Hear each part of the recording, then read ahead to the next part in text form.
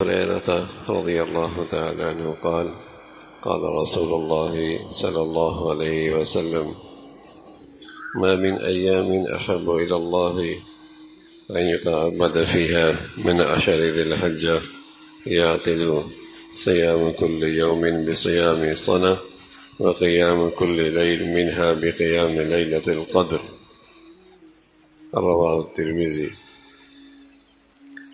حضرت ابو ہریرہ ہے رضی اللہ تعالی عنہ فرماتے ہیں کہ پیارے رسول صلی اللہ علیہ وسلم نے فرمایا، دنوں میں کسی دن میں بندی کا عبادت کرنا اللہ کو اتنا محبوب نہیں جتنا عشرہ ذی الحجہ میں محبوب ہے۔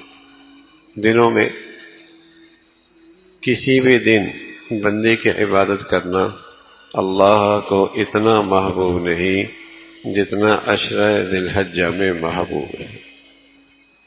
یعنی ان دنوں کی عبادت اللہ تعالیٰ کو دوسرے تمام دنوں سے زیادہ محبوب ہے۔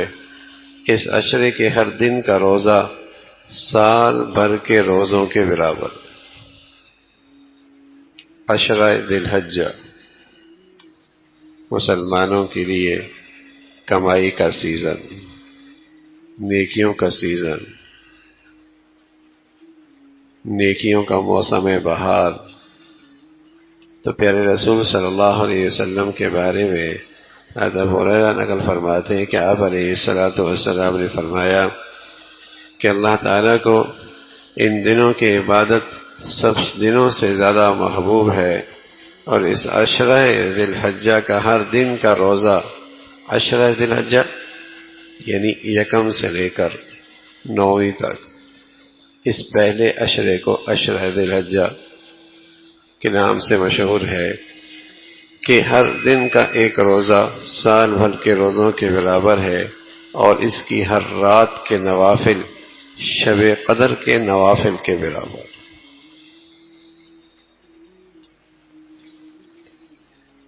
رسول کریم صلی اللہ علیہ وسلم نے اس کی عظمت بتائی ہے کہ عشرہ ذی الحجہ 9ویں ذی الحجہ تک 9 دن ہیں، اور ظاہر ہے عید کا جو دن ہوتا ہے 10ویں کا دن، اس دن روزے رکھنا منع ہے۔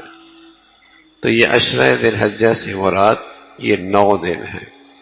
حضرت ابو قتادہ فرماتے ہیں رسول کریم صلی اللہ علیہ وسلم نے فرمایا: صیام یوم عرفہ انی احتسب علی اللہ ان یکفر السنہ التی بعدہ والسنہ التی قبلہ۔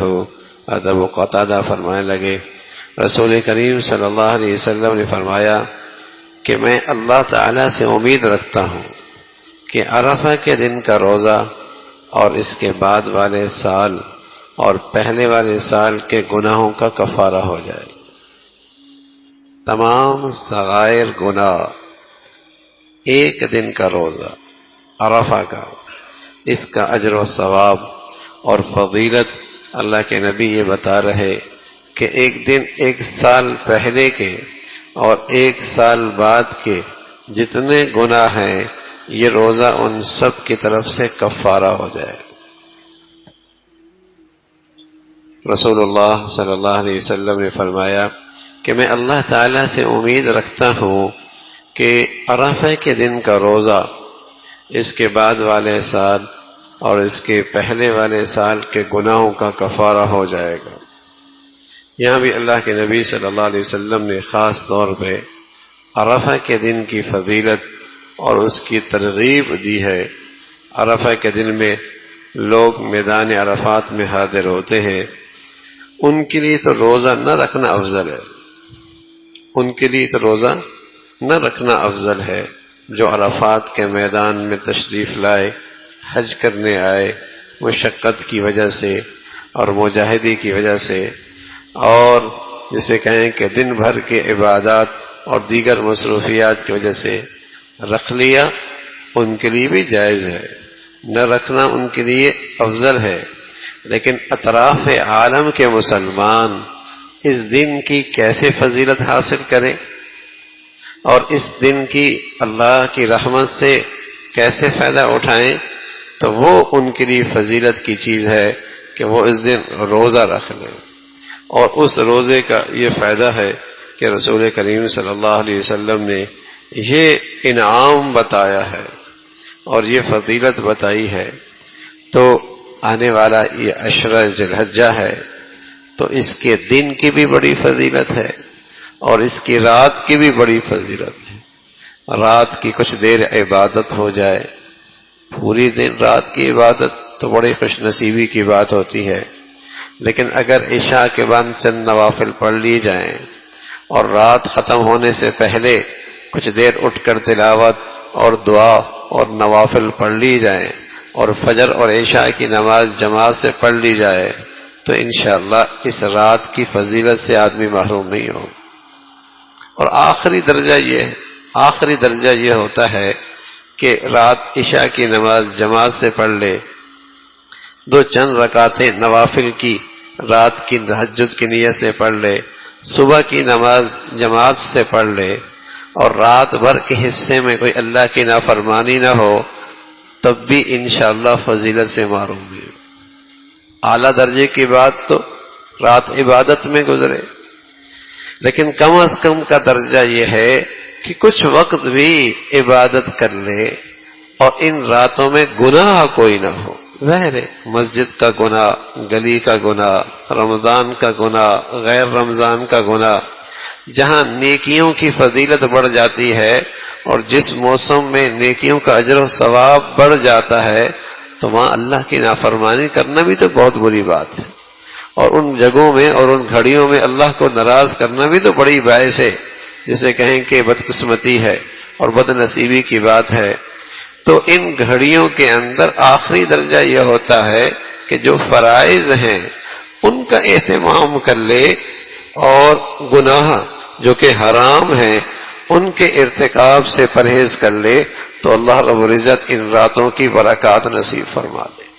اور یہی معاملہ دنوں کا ہے. روزہ رکھ لے بہت بڑھیا بات ہے.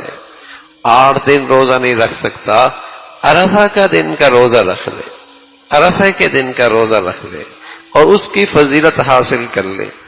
باقی 8 دن اور باقی یہ گھڑیاں یوں گزارے احتیاط کے ساتھ. فرائض کا اہتمام کر رہا ہے، واجبات کا اہتمام کر رہا ہے اور 100% گناہوں سے جن کا ارتکاب حرام ہے ان حرام سے بچ رہا ہے تو انشاءاللہ اس عشرہ ذی الحجہ کی فضیلت سے محروم نہیں ہو. گناہ تو نہ کرے نا، چلو کوتاہیاں دائیں بائیں ہو جاتی ہیں، لیکن یہ 9 دن کچھ اس انداز سے گزارنا ہے کہ گناہ نہیں ہونا. آنکھ کا بھی اور زبان کا بھی اور کان کا بھی اور اعصاب اور اعضاء اور جوارح کا بھی گناہ نہیں ہونا. فرائض اور واجبات کا اہتمام کرنا ہے. فرائض نماز بھی پڑھنی ہے، جماعت کے ساتھ پڑھنی، جماعت میں شریک ہونا بھی واجب ہے، جماعت کے ساتھ بھی پڑھنی ہے، نماز بھی پڑھنی ہے، مسجد کا بھی اہتمام کرنا ہے. تو اس طریقے سے فرائض اور واجبات کا دن بھر اہتمام کر لے. چلو نفلی روزہ نہیں رکھ سکا 8 دن تک اور وہ مشکل ہو رہی ہے، کام کاج ہے، کام کرنے جانا ہے، تو 1 دن کا عرفہ کا رکھ لے اور بقیہ 8 دنوں کے اندر اس کا اہتمام 9 دنوں کے اندر ہو کہ پرہیزگاری کی زندگی ہو، پرہیزگاری کی زندگی ہو اور بہت اہتمام کے ساتھ اپنے گھر کا ایسا ماحول بنائے کہ بھئی ان 9 دنوں میں ہم نے اللہ کو ناراض نہیں کرنا. یہ کمائی ہے، مسلمانوں کا سیزن ہے اور کمائی کا موسم ہے، اجر و ثواب بہت ہے. چلو ہم زیادہ لمبے چوڑے نوافل نہیں پڑھ سکتے تو لیکن ایسی بد نصیبی نہ ہو نا ہمارے گھر میں کہ ان گھڑیوں میں اللہ کی نافرمانی ہو رہی ہے. اتنے گرے ہوئی تو ہم نہ بنے نا کہ ان میں کھلے اللہ کی ناراضگی مول لے رہے ہوں.